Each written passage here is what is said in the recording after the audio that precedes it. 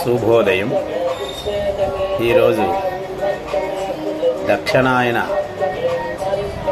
పుణ్యకాల ప్రారంభం ఈరోజు ప్రారంభమవుతుంది. ఈ దక్షిణాయన ప్రారంభాన్ని కర్కాటక సంక్రమణంగా పిలవడం జరుగుతుంది. ఈరోజు కర్కాటక సంక్రమణం మరియు దక్షిణాయన పుణ్యకాల ప్రారంభం. సూర్యుడు దక్షిణం పక్క ప్రయాణం చేయడం జరుగుతుంది. మళ్ళీ ఉత్తరాయణం వరకు కూడా సూర్య గమనం దక్షిణం పక్క జరుగుతుంది కాబట్టి దీన్ని దక్షిణాయన పుణ్యకాలంగా పిలవడం జరుగుతుంది.